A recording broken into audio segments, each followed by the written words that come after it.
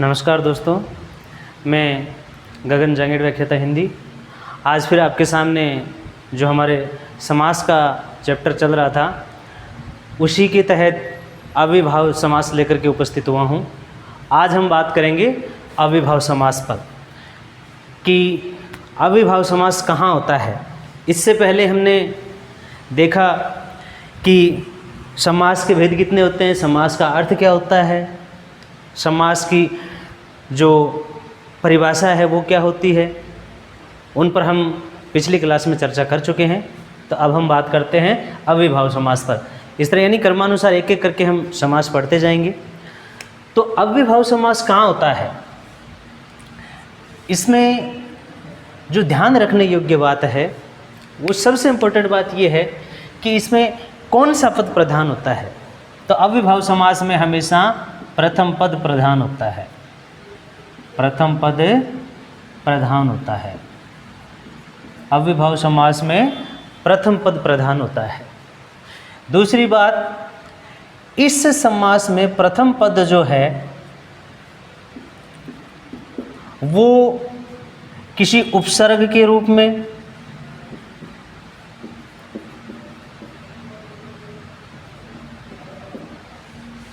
या अव्यय के रूप में प्राप्त होता है, यानी किसी उपसर्ग के रूप में या अव्यय के रूप में प्राप्त होता है। या हम यूँ कहें कि अविभाव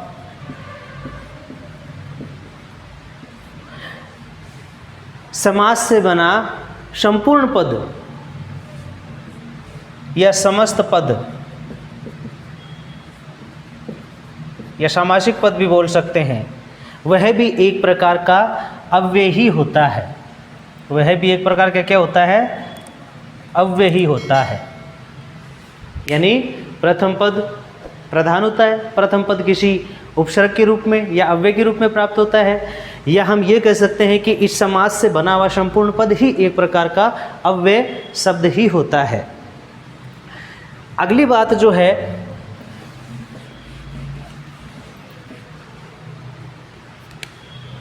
वो ये है कि इस समास का विग्रह कार्य कैसे होता है, यानी अविभाव समास में विग्रह कार्य कैसे करते हैं। तो विग्रह कार्य की जो ट्रिक है वो हमें ध्यान रखनी है कि अविभाव समास में विग्रह कार्य करते समय एक तो हमें उपसर्गों का ध्यान रखना है कि कौन सा उपसर्ग आ रहा है और उपसर्ग के अनुसार ही उनका विग्रह कार्य होता है। दूसरी बात, यदि इसमें कहीं पुनरावृत्ति शब्द आते हैं, कई बार क्या होता है कि पुनरावृत्ति, वो संज्ञा शब्द की भी पुनरावृत्ति हो सकती है, क्रिया की भी पुनरावृत्ति हो सकती है। तो यदि कहीं शब्द में या पद में पुनरावृत्ति शब्द आ रहे हैं तो वहाँ पर भी अविभाव समास ही होता है, वहाँ पर भी अविभाव समास ही माना जाता है। अब हम विग्रह कार्य कैसे करते हैं वो देखते हैं कि विग्रह कार्य करते समय यदि हमारे सामने उपसर्ग आ जाए, जैसे बे उपसर्ग आ जाए, ला उपसर्ग आ जाए, नि उपसर्ग आ जाए या निर उपसर्ग आ जाए या निश उपसर्ग आ जाए, तो हमें ध्यान रखना है कि यदि ये उपसर्ग हमारे सामने आ रहे हैं किसी पद में तो हमें इनका विग्रह कार्य कैसे करना है। यदि बे उपसर्ग आ रहा है, जैसे मैंने यहाँ लिख दिया बेवजह, तो ये उपसर्ग हमारे सामने होने पर हमें क्या करना है, मूल शब्द को लिखना है और मूल शब्द के साथ हमें से रहित या के बिना जोड़ देना है। तो मूल शब्द के साथ से रहित जोड़ देना है। जैसे यहाँ बेवजह, तो बेवजह को हम कैसे करेंगे, बेवजह यानी मूल शब्द वजह, उपसर्ग बे, वजह से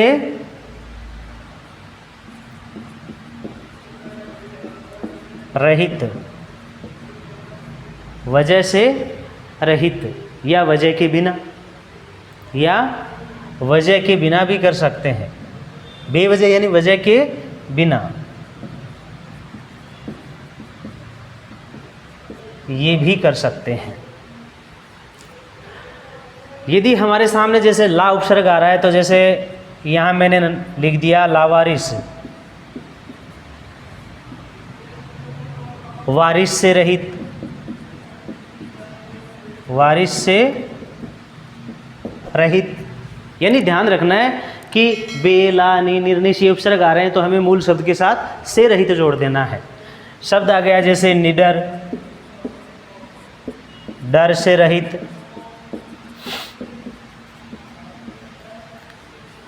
इस तरह से हमें इनका विग्रह कार्य करना है।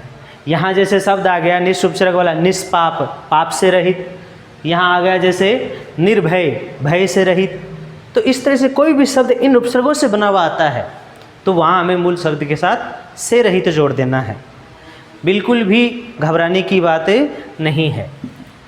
आगे देखते हैं, जैसे हमारे सामने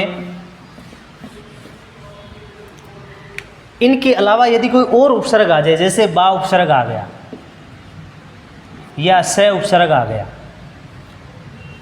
तो हमें विग्रह कार्य कैसे करना है।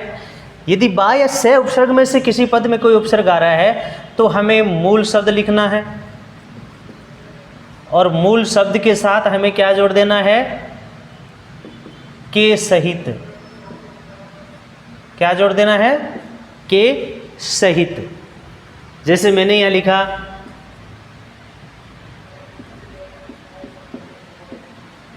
बाइज्जत, तो यहाँ क्या हो जाएगा, इज्जत सहित। बाकायदा,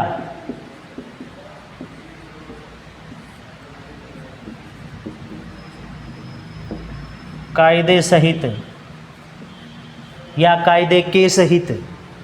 इस तरह से हम इनका विग्रह कार्य कर सकते हैं। स उपसर्ग आ गया, जैसे स परिवार, परिवार सहित।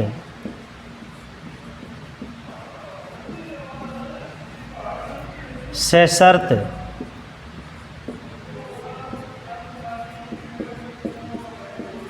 शर्त के सहित। इस तरह से हमें विग्रह कार्य करना है, यानी हमें उपसर्गों की ध्यान रखना, उपसर्गों का ध्यान रखना है। यदि बा या स उपसर्ग आ रहा है तो हमें मूल शब्द के साथ क्या जोड़ना है, पहले इससे पहले जो बताए बेला, निर्निश, अगर वो आ रहे हैं तो क्या जोड़ना है, वो बात हमें ध्यान रखनी है। अब इसके बाद हम देखते हैं कि यदि हमारे सामने आ उपसर्ग आ जाए या यावत उपसर्ग आ जाए तो हमें क्या करना है। तो ऐसी स्थिति में हमें मूल शब्द को लिखना है और मूल शब्द के साथ हमें क्या जोड़ देना है, तक या पर्यंत। तक या पर्यंत जोड़ देना है। जैसे आजन्म, जन्म पर्यंत।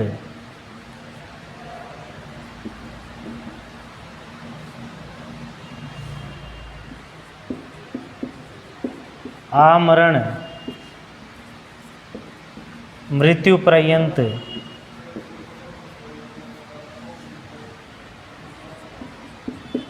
आकंठ, कंठ तक।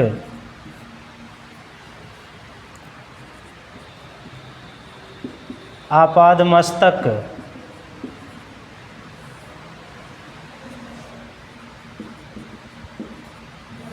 मस्तक से लेकर पाद तक। तो इस तरह से हमें विग्रह कार्य करना है। आ जानू बाहु, बाहु से लेकर जानू यानी घुटने तक। आ सेतु हिमाचल, हिमाचल से लेकर सेतु बंद तक। इस तरह से हमें इनका विग्रह कार्य करना है। यदि इनके अलावा हमारे सामने अन्य कोई उपसर्ग आता है, जैसे यहाँ कई बार क्या होता है, प्रति उपसर्ग आ जाता है, कई बार शब्द पुनरावृत्ति शब्द आ जाते हैं, यथा उपसर्ग आ जाता है,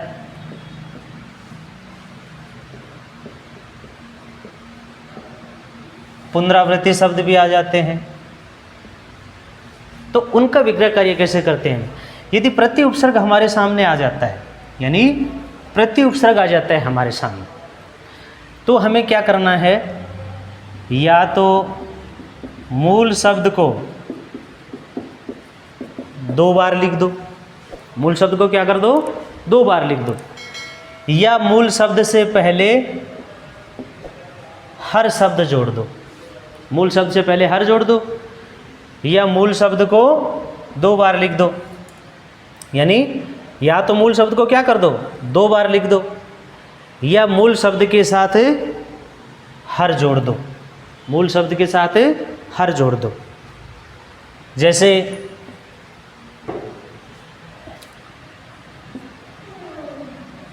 प्रतिवर्ष, यहाँ प्रति आ गया, यहाँ पर हम क्या करेंगे, मूल शब्द क्या है इसमें, इससे पहले या तो हर जोड़ दो, हर वर्ष, या हम वर्ष वर्ष, प्रतिशत, शत शत, प्रतिपल, हर पल, या पल पल।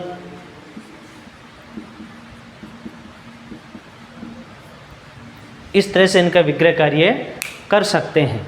लेकिन कुछ शब्द ऐसे आते हैं, जैसे प्रत्येक, हर एक, प्रत्याशा। यहाँ ध्यान देना है, यानी प्रत्याशा, यहाँ वैसे नहीं होगा, यहाँ की मूल शब्द क्या है, आशा, यानी आशा के बदले आशा।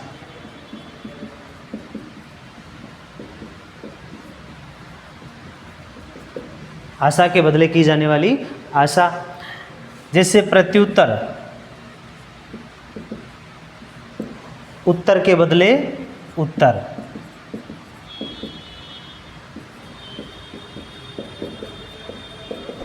उत्तर के बदले उत्तर।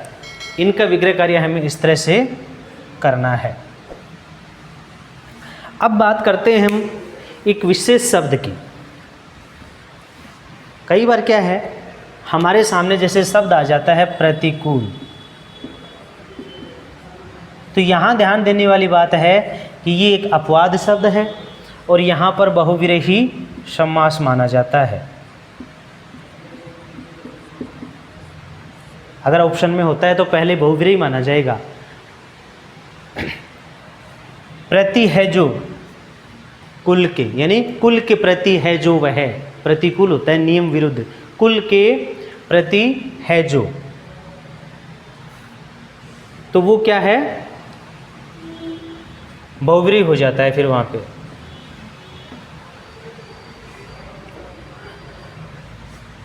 अब बात करते हैं यथा पे, कि यदि कहीं यथा उपसर्ग आता है तो हमें मूल शब्द के साथ के अनुसार जोड़ देना है। यदि कहीं यथा उपसर्ग आ रहा है किसी शब्द में तो हमें मूल शब्द के साथ के अनुसार जोड़ देना है। जैसे मैं यहाँ लिख रहा हूँ यथा योग्य,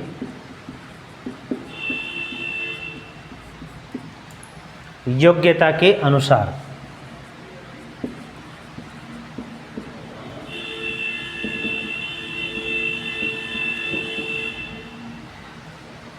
यथा योग्य, योग्यता के अनुसार।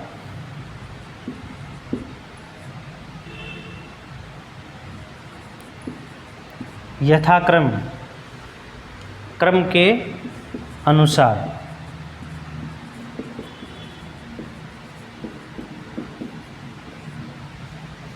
पर कुछ शब्द ऐसे हैं जैसे यथासंभव,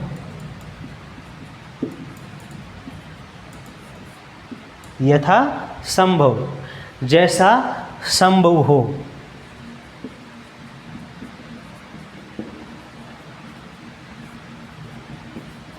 जैसा संभव हो। यथासंख्य,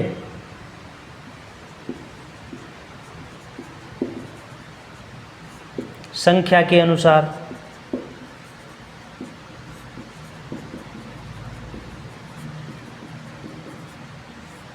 संख्या के अनुसार। एक शब्द आता है जैसे यथोचित, तो यहाँ उचित के अनुसार नहीं होगा, यहाँ होगा जैसा है उचित, या जो है उचित, जो है उचित, या जैसा है उचित। इस तरह से विग्रह कार्य करना है।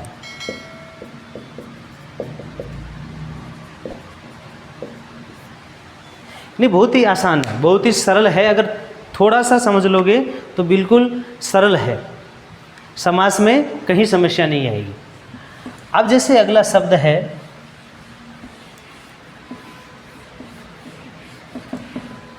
पुनरावृत्ति शब्द। कई बार हमारे सामने ऐसे शब्द आते हैं जिनमें क्रिया की पुनरावृत्ति होती है या संज्ञा पदों की पुनरावृत्ति होती है। तो यदि क्रिया की पुनरावृत्ति हो रही हो, यानी क्रिया की पुनरावृत्ति हो रही हो, तो वहाँ तो हमें क्या करना है, मूल क्रिया को 2 बार लिख देना, मूल क्रिया को 2 बार लिख देना, और 2 बार लिख करके या तो उसके बीच में ही लगा दो, या के बिना लगा दो, के बाद लगा दो। या तो मूल क्रिया को 2 बार लिख के उनके बीच में ही लगा दो, या के बाद लगा दो। और अगर कोई संज्ञा पद आ रहा हो, संज्ञा शब्दों की पुनरावृत्ति हो रही हो, तो वहाँ पर भी क्या करना है, मूल शब्द के 2 बार लिख के उनके बीच में ही जोड़ देना है। 2 बार मूल शब्द को लिख करके बीच में ही लगा देना है। ये उनका विग्रह कार्य हो जाएगा। जैसे मैं कुछ शब्द लिखता हूँ यहाँ पर, दिनों दिन। अब यहाँ पर दिनों दिन, इसका विग्रह कार्य कैसे करेंगे, दिन ही दिन में, दिन ही दिन में, रातों रात, रात ही रात में,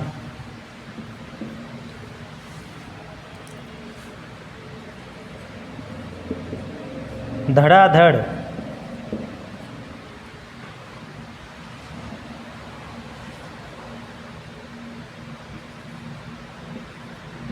धड़ ही धड़, या धड़ के बाद धड़।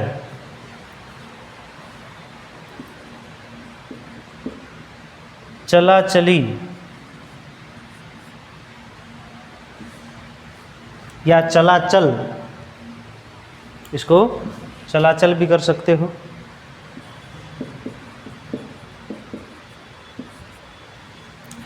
चलने के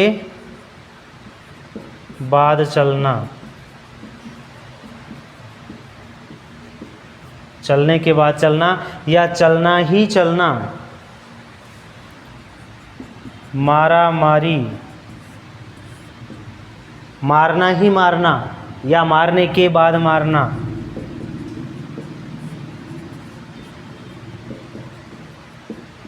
मारना ही मारना, या मारने के बाद मारना। देखा देखी,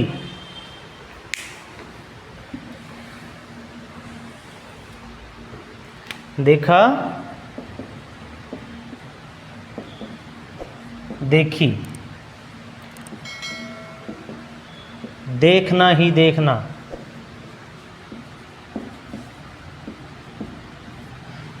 या देखने के बाद देखना।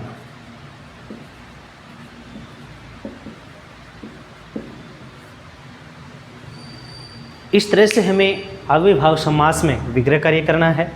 क्लास ज़्यादा लंबी ना हो इसलिए संक्षिप्त रूप में आपको बताया गया है और वो सारी बातें बताने की कोशिश की हैं जहाँ जहाँ आपको समस्या आ सकती है। इसलिए हमने जो बातें यहाँ पर की हैं या आपको बताई गई हैं उन पर हमें ध्यान देना है और रीट के अभ्यर्थी विशेष रूप से इसको देख करके अगर ज़्यादा से ज़्यादा एग्जाम्पल पढ़ेंगे तो उनको कहीं कोई समस्या नहीं आएगी। धन्यवाद।